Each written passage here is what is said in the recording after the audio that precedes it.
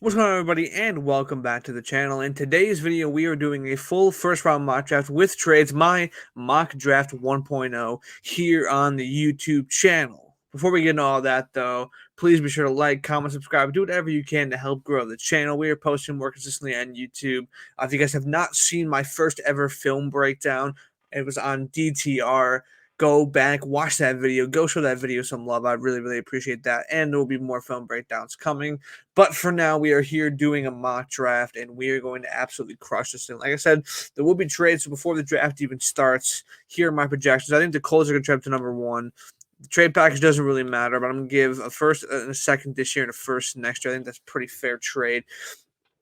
Here, we'll force the trade because we control both teams. I think that's what's going to happen. Then the Bears, I think, will trade down again. I think they will trade with the Carolina Panthers and give them the number 4 overall pick for $9.39 and another 2024 first. We'll give them that. We'll force that trade. The Bears will go down to 9, and that will be where the trading stops. Just kidding, because the Packers are getting rid of Aaron Rodgers. He will be going to the New York Jets, and this year we'll have a first-round pick involved. I'm sorry. It'll be first this year, a second this year, and a first next year for Aaron Rodgers. That's the package I want. We are not giving up 15. We will force trade that, and now we will actually start the draft. Number 1 overall, the Indianapolis Colts. I am going to be taking Anthony Richardson here. He's my QB1. He's the guy who I think should be the consensus number 1 overall pick for whatever team ends up picking there. If they are the quarterback needy team, obviously, if it's the Bears, they shouldn't do that. But yeah, Anthony Richardson should go first off the board. And with that, the Texans will then counter that with taking Bryce Young pretty easily there. The top 2 quarterbacks in whatever order you want to put them in. That's the order I put them in. Then the Cardinals come up and they will take Will Anderson. I think there is an argument for them taking Jalen Carter, but they really need an edge rusher. And honestly, with a defense like theirs, with a situation like their teams, I think having a franchise and a cornerstone edge rusher is a lot more important to them right now than getting the defensive lineman. But I can see them going either of those guys. Then the Panthers, this has to be the year to take a quarterback, man. And they're in a perfect position even at 9 to maybe do it, but I think they should definitely trade up. I think they should definitely just get their guy, and their guy should be C.J. Stroud. I have concerns with Will Levis. He's my QB4 right now, right behind Stroud, but I definitely have some concerns with him. I think there are some things that you can look at him and be like, I don't know if I want him this high in the draft. I think I talked about this on the podcast with Jackson. If you haven't listened to that episode, links in the bio, go check that out. But we talked about how Levis is the most likely quarterback here to fall. I don't think it's going to fall too far, though. Seahawks, it's tough. They need interior defensive line help. I think a little bit more than they need edge rushers, but they could go Tyree Wilson because he's like actually like pretty close to generational, and Jalen Carter is too. If Jalen Carter can get the legal issues fixed up, and hopefully he does, then I don't think there's any reason why he should fall in the top 5. So Seattle will take him there. The Lions, I think it's in their best interest to get a corner here if Jalen Carter's off the board. So my cornerback 1 so far is Devon Witherspoon, and he should be the guy off the board there. And then I think it's got to be quarterback season for McDaniel and McDaniels and this Raiders team. They need to have success, so they need to draft a guy. Will Levis, as much as he does have some issues, he is one of the more NFL ready quarterbacks in this class because he ran as close to an NFL offense in college as you can get at Kentucky. So I definitely think that he shouldn't fall any farther than the Raiders if he's still available. That's the Falcons. My cornerback 2 right now is Joey Porter Jr. I'm going to take him instead of Christian Gonzalez. I think they should go corner there. They will have one of the best cornerback duos in the NFC. I think they should roll with Desmond Ritter or go and get Lamar, maybe. I don't know what the situation is there with them and Lamar. But I think that a corner is their best bet if Tyree Wilson is there. Maybe they take him, but I think Tyree Wilson fits the Bears so well. I know I'll make my man Miller Football happy with that pick, so I'm going to take Tyree Wilson. They obviously need an edge rusher. Kind of the same situation as the Cardinals, where you're in a situation where on a defense like theirs, a situation like theirs, getting that cornerstone edge rusher, especially got Tyree Wilson, who's my edge 1 right now. I just think he fits the Bears defense better. I think Will Anderson fits this Cardinals defense better, which is why I picked them there, even though I do think Tyree Wilson is my edge 1 right now. The Eagles can go a bunch of different directions, but I think that it's really important for them to have secondary depth right now. As much as it pains me because I am picking for my Packers too, I am going to take Brian Branch. He can play safety, and if they lose to Gardner-Johnson in free agency, which it's becoming evident in the recent days that they probably will actually end up losing him. Yeah, and so if they lose him, then they're gonna need safety, but if anything, he can also play corner. He's like a hybrid guy, so you can definitely move him down, and if anything, he's secondary depth. He's one of the best defensive backs in this draft, and right now is one of the best players available situation for the Eagles. I don't think they should take a receiver. I don't think they should take a straight up corner. I think Brian Branch is better than Christian Gonzalez. Therefore, I would take Brian Branch there. The Titans, they're in need of offensive line help. I know it says tackle, and so does Peter Skoronski. I'm going to take Peter Skoronski, who I think will be a good guard, a very good guard in the NFL. I don't think he's going to be that good of a tackle, but offensive line help, they can move him inside if they need to, but I think they could try him out of tackle, and they need tackles desperately.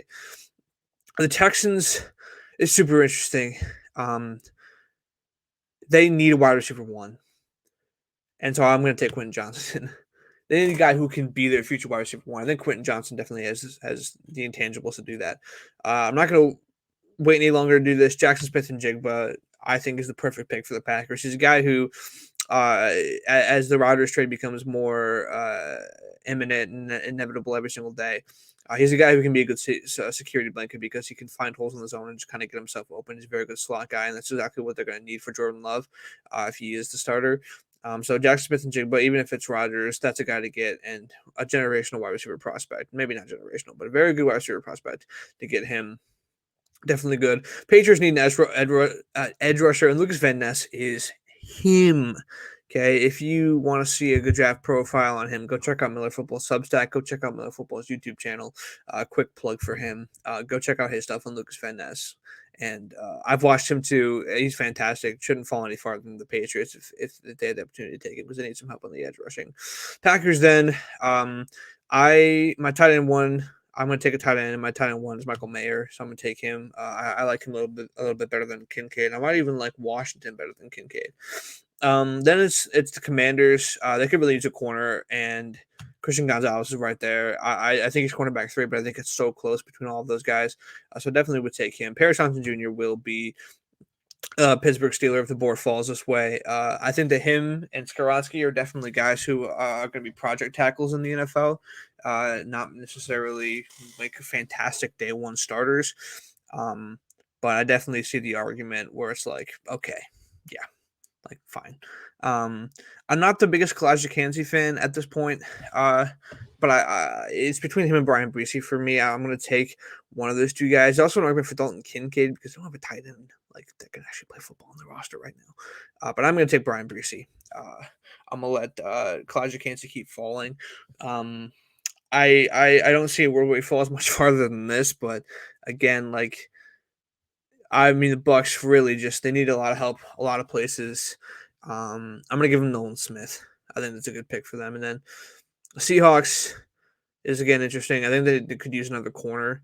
I think they would hate that if a corner were to fall. I think that's what I'm gonna do. I'm gonna take Deontay Banks for them. And then the Chargers, Zay Flowers is the Chargers receiver that they should be taking. They should be taking a receiver, and it should be him.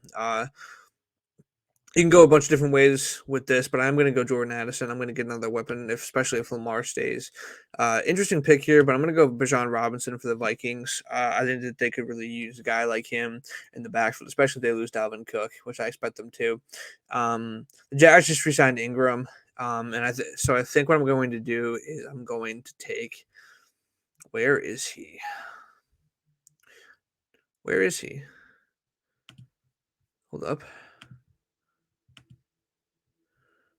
Darnell Washington in the first round for them. I love Darnell Washington. I think he's awesome, and I think that he's a really good addition to the Jaguars here, especially if there's no corners really left, and there won't be in my little world here. They need a tight end here in New York, and getting Daniel Jones in the weapon after they paid him all that money is definitely a good idea. Kalijah Kancey will fall no farther than the Cowboys. The Bills guard center defensive back are their main needs, so I am going to give them Osiris Torrance. I think Osiris Torrance is super good. I think he's really fun to watch. Anton Harrison to the Bengals is destiny. D-line corner is the big need. I'm going to give them.